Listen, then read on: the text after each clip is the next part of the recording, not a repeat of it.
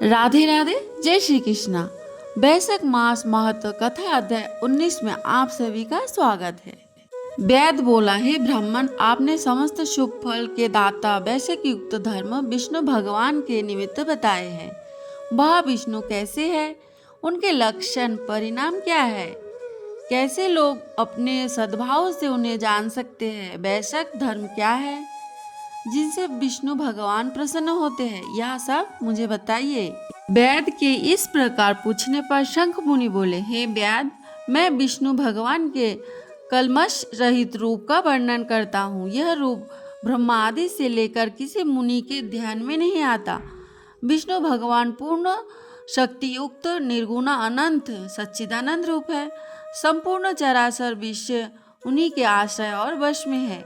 अब मैं तुम्हें उसी परमात्मा साक्षात ब्रह्मा के लक्षण बताता हूँ, जिससे उत्पत्ति, स्थिति, संहार, आकृति, नियम, प्रकाश, बंधन, मोक्ष और वृत्ति होती है।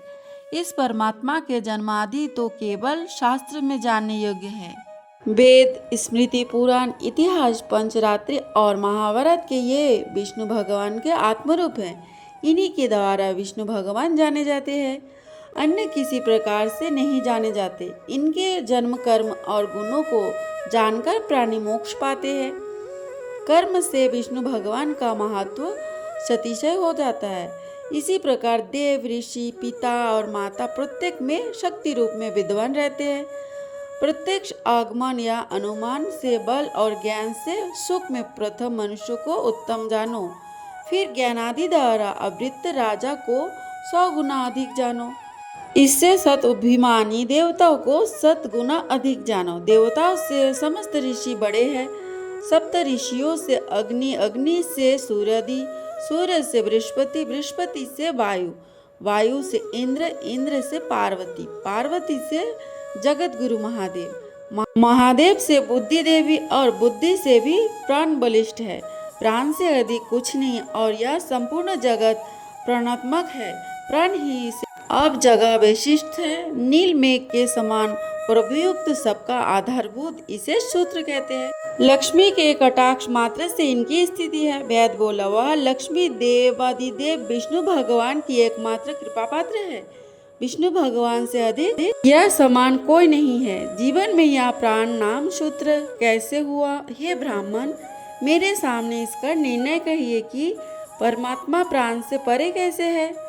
शंख मुनि बोले, हे वैद, जो निर्णय तू पूछता है वह सुन। मैं संपूर्ण जीवों द्वारा प्राणोधिक के उद्देश्य से कहता हूँ। प्राचीन काल में नारायण भगवान के कमल योनि में ब्रह्मादिक देवता दिग रचकर कहा, मैं ब्रह्मा को तुम्हारा राजा बनाऊंगा और जो कोई तुमसे सर्वश्रेष्ठ हो उसे तुम युवराज बनाओ, परंतु वह शील, शौर्य और औदार आदि गुणों से युक्त हो। भगवान के ऐसे कहने पर सब देवता इंद्र के पास जाकर परस्पर विवाद करने लगे। कोई सूर्य को सर्वश्रेष्ठ कहता था, कोई इंद्र को। जब वह किसी प्रकार का निर्णय नहीं कर पाए, तब भगवान नारायण के पास आए और नमस्कार कर कहने लगे, हे महाराज, हमने आपस में बहुत विचार किया, परंतु हम में कोई भी अधिक श्रेष्ठ नहीं दिखाई देता। अतः हे प्रभु, आप ही इसका निर्णय करके हमारे संशय को दूर कीजिए। देवताओं के इस प्रश्न को सुनकर भगवान हंसकर कहने लगे, मेरे विराट रूप शरीर से जिसके निकलने से शरीर गिर पड़े और फिर उसके प्रवेश होने से खड़ा हो जाए, वही सब देवताओं में अधिक श्रेष्ठ है और कोई नहीं। यह सुनकर देवताओं ने तथास्तु ऐसा ही हो कहा। जब जयंत नाम का देवता भगवान के पाँव से निकल गया, तब उसको पंगु कहने लगे। गुहेंद्रियों में से दक्ष नाम प्रजापति निकल गए, तब उसे षंड कहने लगे। हाथों में से संपूर्ण देवताओं का स्वामी इंद्र निकले, उसे हस्तहीन कहने लगे। नेत्र से सूर्य निकला, तब उसे काना कहने लगे। नाक से अश्विनी कुमार निकले, उन्हें नासिका रहित कहने लगे। कानों से दिशाएं निकली, तब उन्हें वहारा कहने लगे। जीवा से वरुण निकल गया, उसे अर्शज्ञ कहने लगे। वाणी से वाणीश्वर अग्नि निकला, तो उसे गूंगा कहने लगे। रुद्र मन से निकल गए तो उस जर कहने लगे। इसी तरह सभी देवता शरीर विभिन्न अंगों में से निकलने रहे, परंतु फिर भी शरीर नहीं गिरा। वह सुनते रहे, खाते पीते, सूंघते बोलते चलते रहे। फिर प्राण के निकलते ही उसे मृत्यु कहने लगे। तब देवता विस्मित हो कहने लगे, जो कोई हमसे इस गिरिदेह के उठाने में समर्थ होगा वही सर्वश्रेष्ठ है और वही युवराज होगा। ऐसे प्रतिज्ञा कर क्रम से जैसे जैसे निकले थे वैसे ही वैसे प्रवेश करने लगे, परंतु देह फिर भी न उठी। अतः मैं प्राणों के प्रवेश करते ही शरीर उठ खड़ा हुआ। तब देवताओं ने निश्चय किया, बल ज्ञान धैर्य समस्त देवताओं का अधीश्वर और व्यापक है, अतः प्राण को ही युवराज बनाया और उसके समानार्थ संवेद का ज्ञान करने लगे। इसीलिए स्थावर और जंगात्मक यह सृष्टि प्राणात्मक है, अधिक बलवान और सब जीवों का अंतरात्मा भिन्न भिन्न कर्मों का संपादन करने वाला है। बिना प्राणों के संसार में कुछ वृद्धि नहीं होती, ना कुछ रहता है। यही प्राण देवात्मक और सर्वव्यापमय व्यापक तथा देव वासुदेव भगवान का अनुवर्ती और वशीभूत है। इसी से प्राण को विष्णु भगवान का बड़ा सहायक कहते हैं। विष्णु भगवान का ऐसा महत्व और लक्षण जानकर जीव पूर्व जन्म में मनुबद्ध शरीर त्याग कर नारायण के समीप परम धर्म को जाता है। शंख मुनि के ऐसे वाक्य सुन व्याध प्रसन्न हो कहने लगा, सर्वेश्वर प्राण की महिमा जो कहीं भी विदित नहीं है ना सुनी गई है, आप मुझसे कहिए। तब शंख मुनि बोले, प्राचीन काल में देवादिदेव अनामय नारायण भगवान का अश्वमेघ द्वारा पूजन करने के लिए प्राण गंगा तट पर गया। वह बहुत से मुनियों को संग ले हल से भूमि को शुद्ध करने लगा। जहाँ पृथ्वी के नीचे गुफा में कनव नाम के एक महात्मा समाधि लगाए हुए बैठे थे, वह हल से बाहर खींच आई।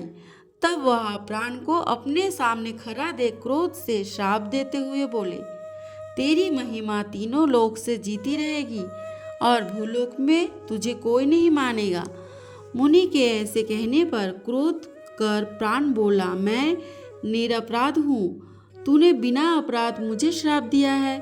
इसलिए हे कनव, तू गुरुद्रोही हो और तेरी वित्ती विश्व में निंदित हो।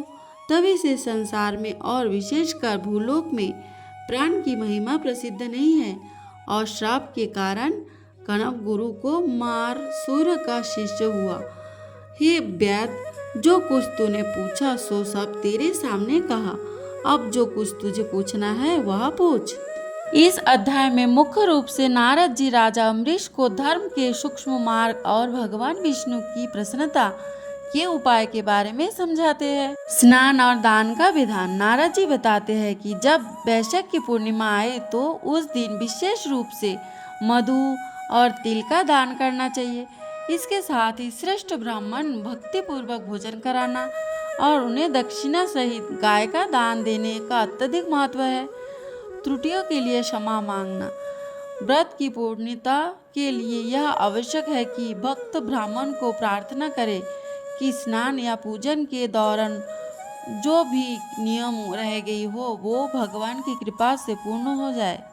माधव मास की प्रियता। नारद जी कहते हैं कि जिस प्रकार देवी लक्ष्मी भगवान जगदीश्वर को प्रिय है, उसी प्रकार माधव मास भगवान मधुसूदन को अत्यंत प्रिय है।